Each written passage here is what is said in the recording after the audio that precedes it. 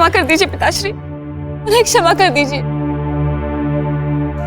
उनके द्वारा दिया गया हर दुख सहकर मैं जीवित रह सकती हूँ, किंतु उनके ना होने का दुख मैं नहीं सह पाऊंगी। तुम्हें क्या लगता है उसकी यह दशा मैंने की? मैंने तो उसे अवसर दिया था,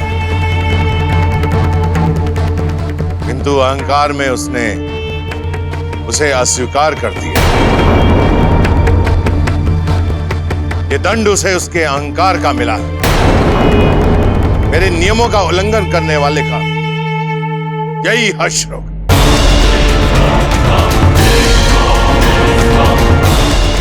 चंद्रमा,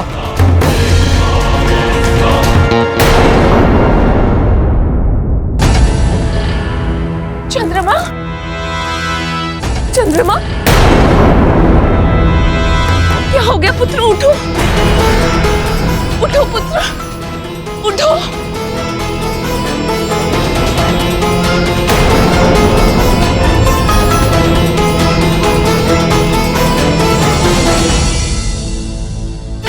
क्यों प्रजापति, क्यों दिया मेरे चंद्र को क्षय होने का श्राप आपने? एक मां से उसकी संतान छीनने का महापाप मत कीजिए प्रजापति।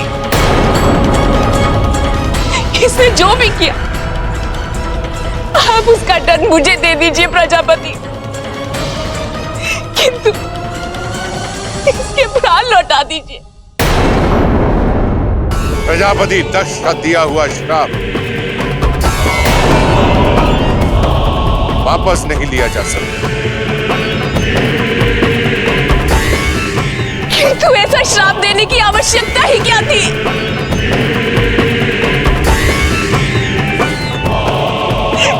ऐसा क्या किया है मेरे पुत्र ने? अहंकार में आकर वो अपना दायित्व भूल गया था, संसार के लिए एक बुरा उदाहरण बन गया था। संसार के उद्धार के लिए उसका विनाश अनिवार्य था। दायित्व तो आप भूल गए हैं प्रजापति। अपने अहंकार में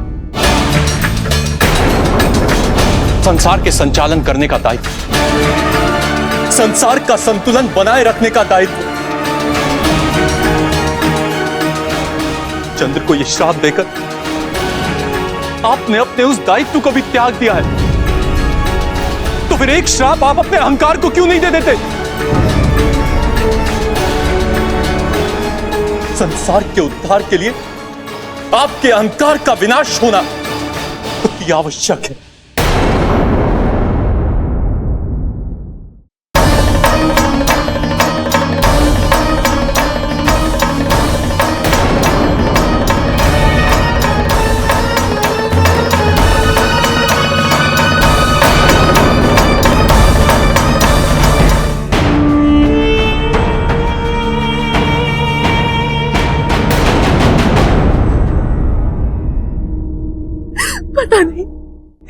पता नहीं किसकी बुरी छाया पड़ी है मेरे पुत्र पर, जो उसकी ऐसी दशा हो गई।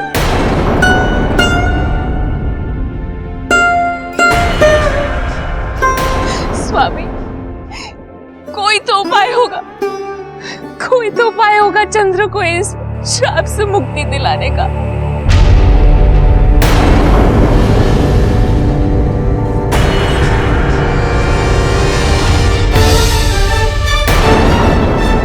चंद्रमा को ठीक करने का एक उपाय है,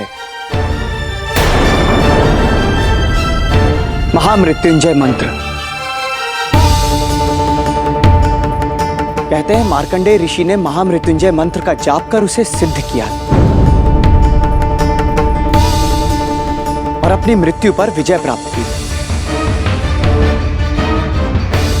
और तब महादेव ने उन्हें वरदान देते हुए ये कहा था कि जो कोई भी महामृत्युंजय मंत्र का जाप करेगा उसकी अकाल मृत्यु कभी नहीं होगी।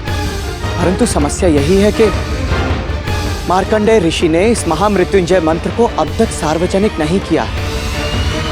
किंतु हाँ, यदि हम उनके पास जाकर इस महामृत्युंजय मंत्र को प्राप्त कर लें तो चंद्रमा की अकाल मृत्यु को रोका जा सकता है।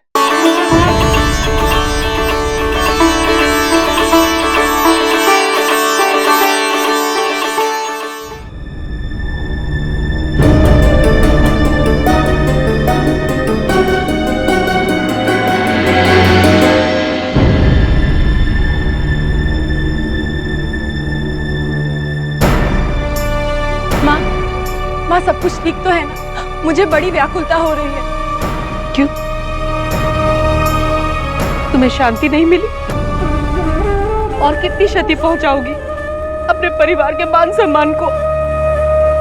और कितना दुख दोगी उन लोगों को जिन्होंने आजीवन तुमसे प्रेम किया है? चंद्रमा के तुम प्राण ले चुकी हो।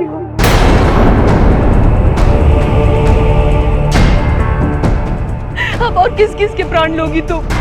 क्या? ये क्या कह रही हैं आप? मैं सत्य कह रही हूँ। तुम्हारी निर्लज्जता और दुस्साहस से प्रेरित होकर चंद्रमा ने प्रजापति के आदेशों को नहीं माना तो प्रजापति क्या करते? उन्हें तो दंड देना ही था ना।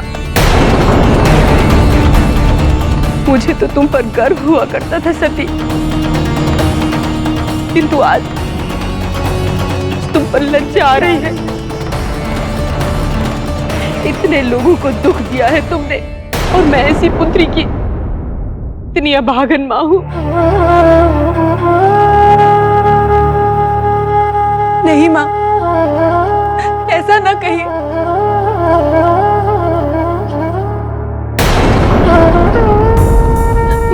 मां मुझसे बात कीजिए। माँ मेरी बात तो सुनिए, मुझसे बात कीजिए। माँ मुझसे बात कीजिए।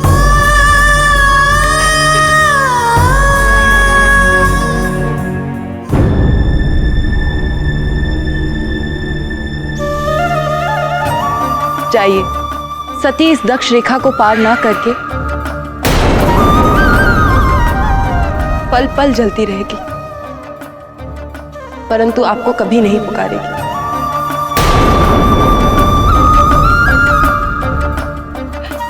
मैं जानती हूँ, मैंने आपसे कहा था कि मैं आपको कभी नहीं बुलाऊंगी, परंतु इस बार मेरे लिए नहीं, चंद्रमा के प्राणों की रक्षा करने के लिए आ जाइए।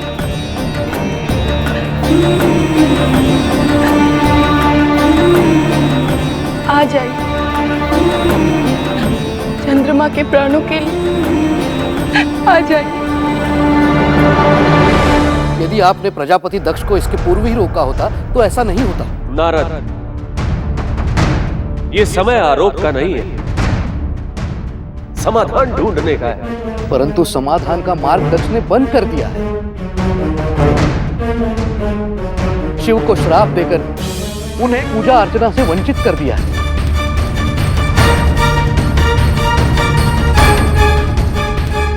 और शिव का क्रोध तभी शांत हो सकता है जब आप और भगवान विष्णु मिलकर उसकी पूजा करें। अब आप ही बताइए, यह कैसे संभव है? संभव है